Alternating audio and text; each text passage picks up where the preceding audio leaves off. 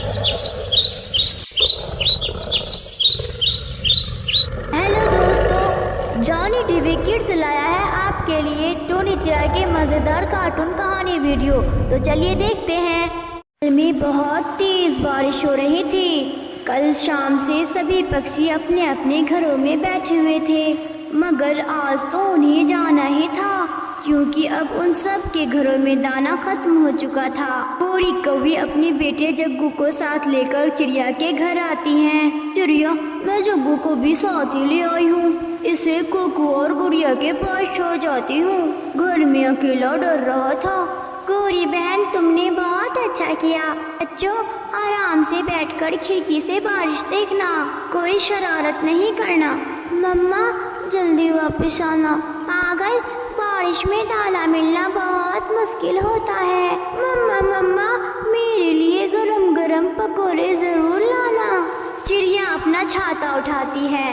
दोनों गोरी और चिड़िया बाहर निकलती है। चिड़िया कबूतर के घर के दरवाजे पर दस्तक देती है। अच्छा ही हुआ मिट्ठू, जो तुम भी यहाँ आई हो। जल्दी करो, हमें देर हो रही है। गोरी, तुम्हारे पास छाता नहीं है? एक था, मगर कालू ने बेच दिया। मेरे पास है, मैं अभी तुम्हें छाता देता हूँ। फिर कबूतर गोरी कौवे को छाता देता है और सब वहाँ से उड़ते हैं। हवा कभी तेज हो जाती तो कभी रुक जाती। थोड़ी दूर जाते ही उसे बहुत ही स्वादिष्ट खुशबू महसूस होती है। ये खुशबू तो पकौड़ों की है। वो सब खुशबू के पीछे पीछे खींचे चले जाते हैं। वो सब चीलदी के ढाबे पे पहुंच जाते हैं। आप सब बड़े छतरे के नीचे बैठ जाओ, क्या खाओगे? चिड़िया, मेरे पास तो देने को कुछ भी नहीं है। मेरे पास भी कुछ नहीं है।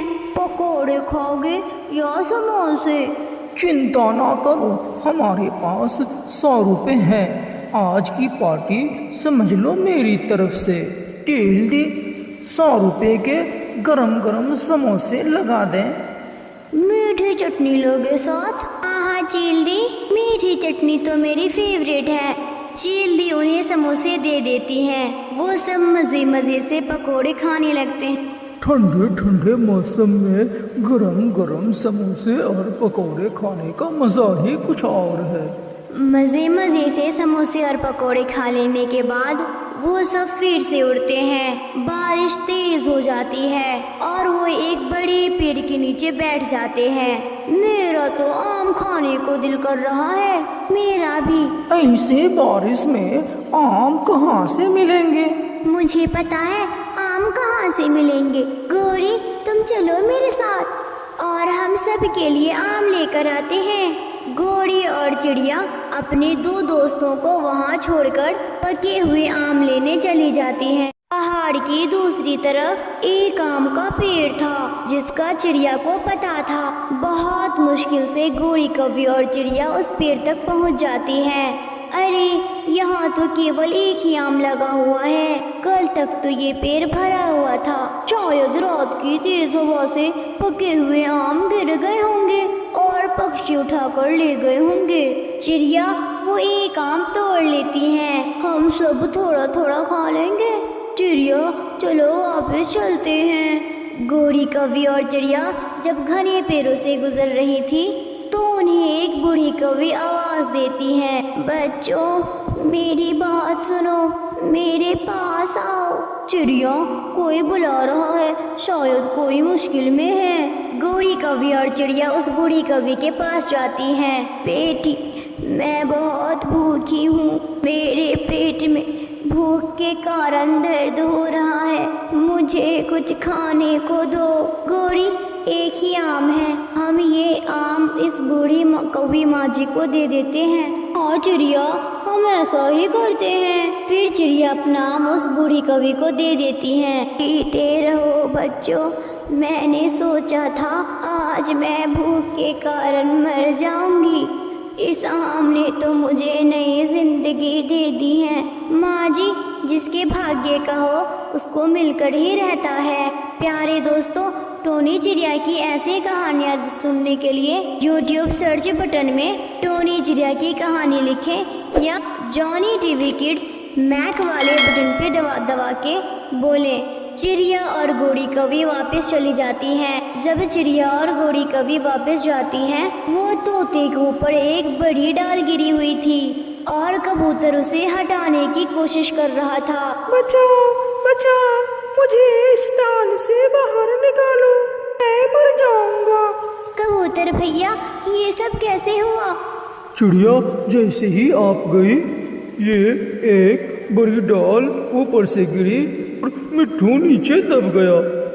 रुको मैं यहाँ से पकड़ती हूँ और चिड़िया तुम इन्हें लकड़ी से उठाओ। वो तीनों मिलकर जोर लगाते हैं मगर वो डाल तो हिलने वाला ना था। ये हम लोगों से नहीं हो पाएगा, बहुत मुश्किल है। तो क्या मैं इसी डाल के नीचे दबकर मर जाऊंगा?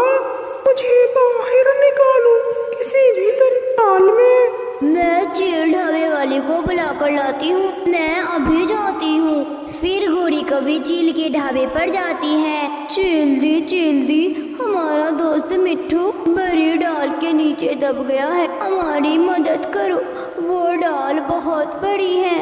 तुम चिंता ना करो। फिर चील वहाँ पकोड़े खाने आए हुए दो पक्षियों को भी साथ लेती हैं और वो सब जल्दी ही मिट्ठू के पास पहुँच जाती हैं। सब मिलकर जोर लगाते हैं और मिट्ठू को बाहर निकाल लेते हैं। फिर सब खुशियाँ मनाते हैं। बच गया, मैं बच गया, मुझे मेरे दोस्तों ने बचा लिया है। अब हमें जाना हो, बच्चे इंतजार कर रहे होंगे। चिड़िया मगर अभी तक तो बच्चों के लिए कुछ खाने के लिए नहीं। मुझे अमरूद की खुशबू आ रही है, जरूर यहाँ आसपास में ही कहीं अमरूद का पेड़ है। फिर वो सब तोते के पीछे पीछे उड़ते हैं। पुराने कौवे के घर के पास अमरूद का एक छोटा सा पेड़ था जिस पर ढेर सारे पके हुए अमरूद लगे हुए थे। वो रहा अमरूद का पेड़। फिर वो सब अमरूद तोड़ तोड़ कर अपनी अपनी टोकरियां भर लेते हैं। वो सब बहुत खुश थे। अरे ये अमरूद बहुत मीठे हैं, ये अमरूद खाकर हमारे बच्चे खूब खुश हो जाएंगे। वो सब अमरूद लेकर वापस जाते हैं। रास्ते में माही चील ढाबे वाले पक्षियों को बुलाते हैं। आप सब ये पकोड़े अपने बच्चों के लिए ले जाइए, मैं घर जा रही हूँ।